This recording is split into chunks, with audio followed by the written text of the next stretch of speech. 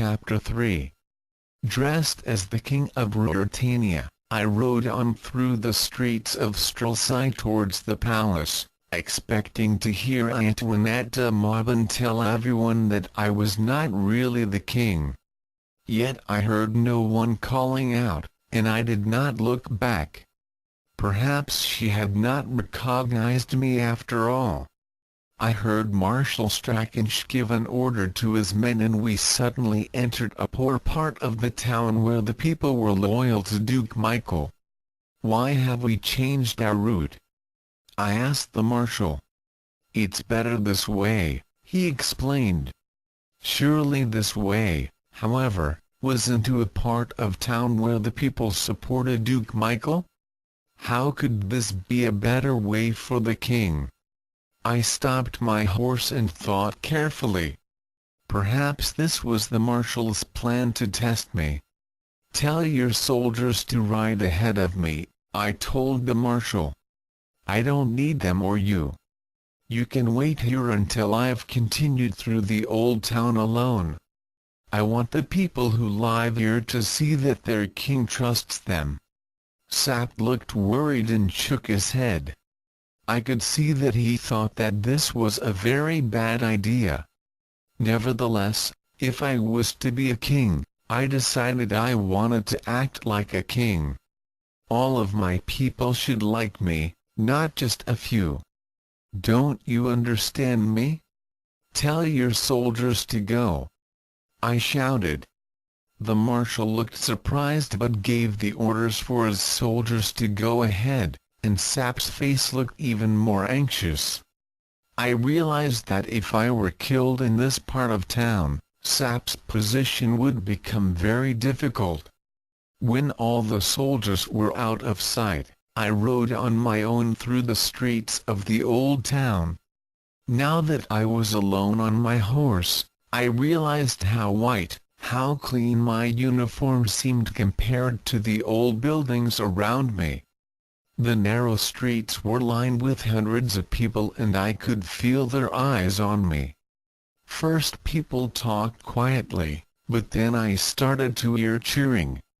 I was so close to the people in this poor area that I could easily hear what the people were saying about me. "I'm surprised that he's on his own, but he's taller than I thought," said one. "His skin's very white," said another. Although some people smiled and cheered, others were quiet and looked at me angrily. I saw many paintings of the Duke in their windows, and I knew what they thought of me. Despite their anger, I reached the outside of the palace safely, and I got off my horse. Briefly I saw Sapt, whose expression was one of relief that I was still alive. It was now almost time for the coronation, and a group of soldiers led me inside a beautiful building. There were so many people that I did not know who was doing what. But I remember a beautiful young woman with red hair, who I knew was Princess Flavia, and a man with red cheeks, dark eyes and dark hair who I knew must be Michael. When he saw me, his face became white. Until that moment, I do not think he realized that the king had come to Strelsau. What can I remember of that coronation that was so important to the future of Ruritania? Very little, except the golden crown being placed on my head and a few other details.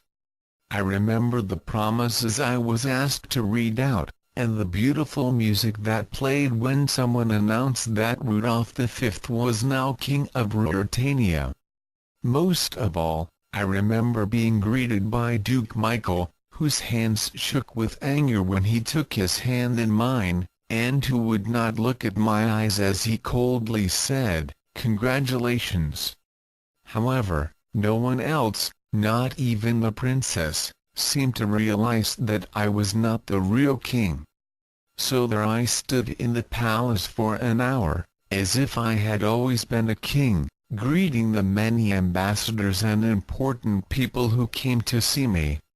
I became worried when a man I knew from England, Lord Topham, also came to greet me, but his eyes were so poor that he probably would not have noticed me anyway. It was now time for me to go in a coach around the streets with the princess. "When's the wedding?" I heard someone call, and I wished I had asked Sap the answer to that very question. At that moment, the princess looked at me and said, "Do you know, Rudolph, you look different today. You look more tired and serious, and I think you're thinner. I can't believe that you really have changed today." "I think I want to change now that I'm king," I replied. "Perhaps you already have. I heard that you rode through the old town alone," she continued. "That surprised me. The people there must really have appreciated what you did." I smiled. "I hope I'll make a good king," I said. The coach had now arrived back at the palace and, once inside the building, I took my seat at my own table, next to Duke Michael, with Sap behind me and Fritz nearby. I felt like a king, but I also thought, where is the real king and what is he doing now? Later that afternoon, I sat down on my bed feeling exhausted. Sap and Fritz were still by my side, now looking very happy that our plan had been a success. "That was a day to remember," said Fritz. "I think I'd like to be king for a day. But Rasindel, you mustn't try too hard. I'm not sure it was a good idea to ride alone through the old town. Duke Michael won't like it if you become too popular with his people, you know." "Well, in a few hours, I'll become Rudolph Rasindel once more," I said, remembering that I would be king only until that night. "Only if you stay alive as long as that," said Sap. "Michael's had news from Zenda and he's almost certainly planning something. You must leave the country as soon as you can. But you need a permit to leave the city." "Who can I get a permit from?" I asked. "The king, of course," said Sap, putting on a table a form for me to sign and the paper with the king's signature for me to copy. "Look, I can pretend to be the king because I look like him," I said. "That doesn't mean I can write like him too."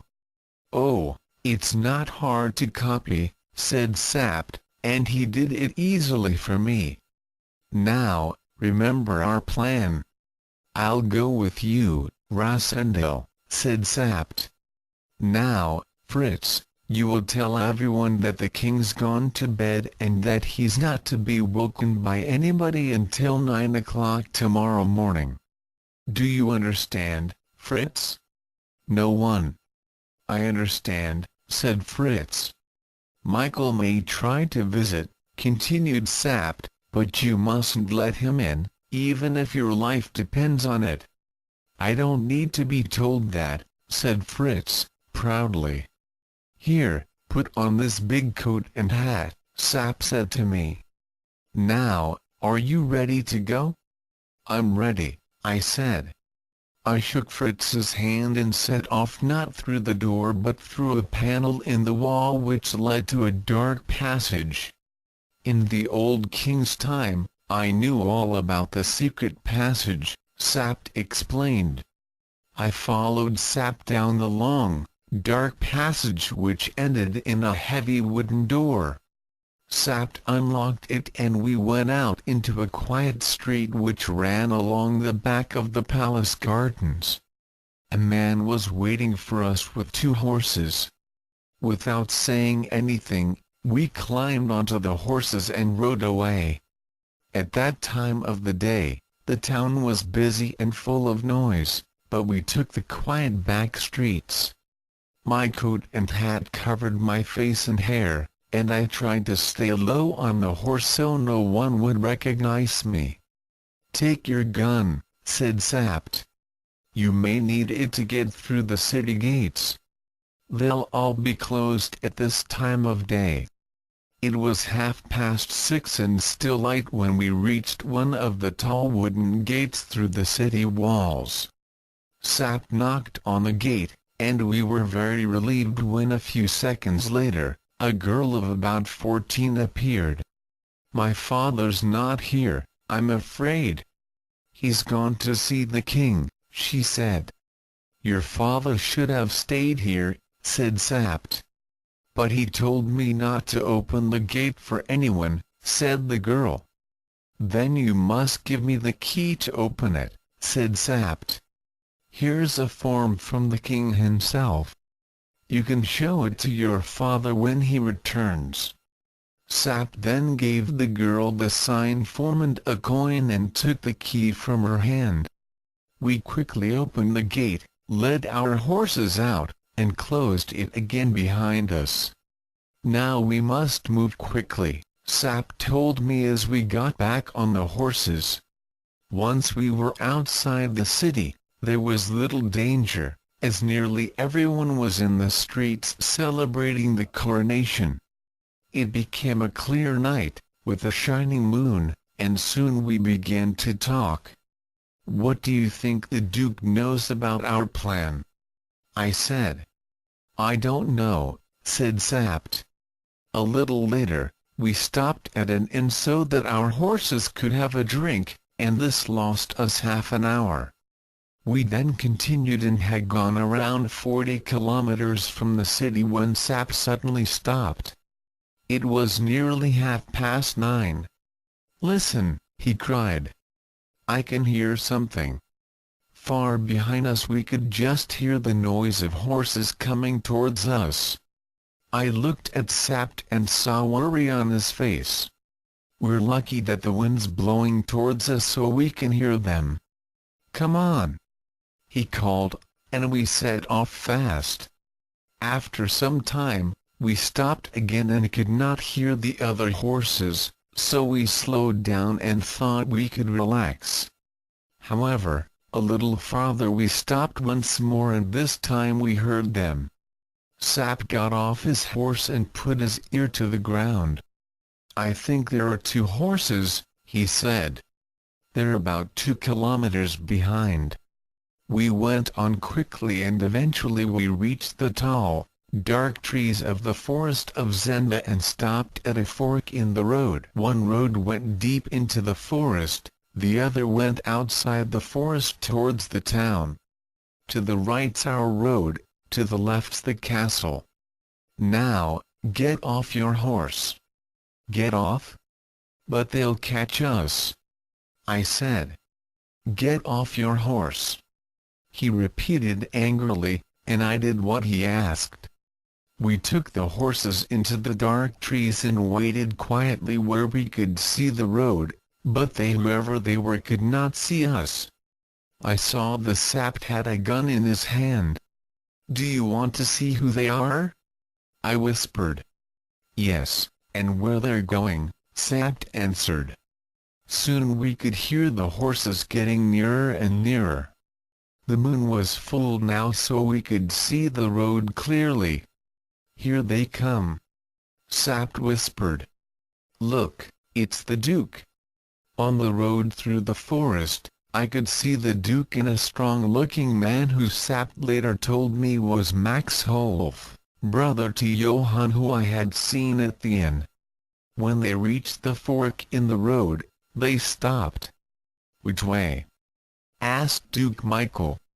"I think we should go to the castle where we can learn the truth," said Max. "Why not the hunting lodge?" said Michael. "If all's well, why go there? And if all isn't well, I fear there'll be a trap." The Duke did not move and seemed to be listening. "I thought I heard something," he said quietly. I saw Sapt lift up his gun, but the Duke then said, "To Zenda, then," and they set off once more. I could see that Sapt still held up his gun and was pointing it at the Duke, but although I knew he would have loved to shoot, he realized it would not have helped the king at this moment. He put his gun away once more. We waited silently for 10 minutes before we came out from the trees. "So, he's had news that all is well," said Sapt. "What does that mean?" I asked. "I wish I knew," said Sapt. "It's a real puzzle." We rode on through the forest as fast as our tired horses would allow. We said nothing, and I thought about what the Duke had said. What did all is well mean? Was all well with the king? It did not take us long to reach the hunting lodge where we had left the king and quickly jump off our horses. The lodge was dark and quiet and no one came out to meet us. All of a sudden, Sapt took hold of my arm. "Look there," he said, pointing at 5 or 6 torn and dirty handkerchiefs on the ground. "That's what I used to tie up the old woman. Fasten the horses and let's see what's happened." The front door to the lodge was not locked and we went into the room where I had eaten the night before. Plates and cups were still on the table. "Come on," said Sapt, and we ran down the passage towards the cellar where we had left the king. But the door to the cellar was open. "So they found the old woman," I said.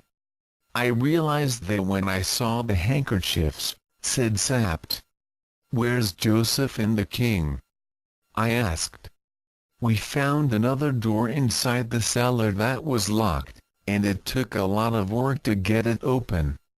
It was dark inside and completely silent and I could see Sapt was looking very worried. He loved the king and would have hated anything bad to have happened to him. So I told him to stay where he was and went inside the room with a candle. There were a lot of things on the floor of the dark room, as if there had been a fight. I held up the candle and saw spiders on the walls. Then, far in one corner, I saw a body. I slowly went back outside the room to tell Sapt what I had seen. "It's not good news. I'm afraid he's dead," I said. "The king?" he cried, putting his hand over his mouth. "No, the body's Joseph. The king's not there." I closed the heavy door behind me and we walked with heavy hearts back from the cellar to the dining room. "So, they've got the king," said Sapt, sitting down heavily with his hands over his face. "That's why they said that all's well." "But when did they find out?" I asked. "Michael must have known all day," said Sapt. "What did he think when he met me, then?" "He knew I was not the real king." "It doesn't matter what he thought then," said Sapt. "What matters is what he thinks now. We must get back and collect every soldier in Strelsau. Michael will have to be caught before the king is killed." "Wait," said Sapt. "We need to think. It must have been the old woman who told them what had happened somehow. I understand now. They came here to kidnap the king and they found him in that room in the cellar. If we hadn't escaped to Strelsau, we would have been killed. So where's the king now?" I asked. "I have no idea," he said. "But you could see at the coronation that Duke Michael's really worried. Let's think about how we can worry him a bit more." A clock in the house struck 1 as Sapt stood up with a smile, and I could see that he had another plan. "We'll go back to Strelsau," he said excitedly. "The king will be back in the capital again tomorrow.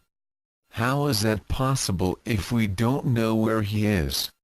We'll go back to Strelsau and continue with the game we started. You've done a good job until now, so why not continue?" "Do you mean you want me to be the king again?" I asked. "Yes, I do," he cried.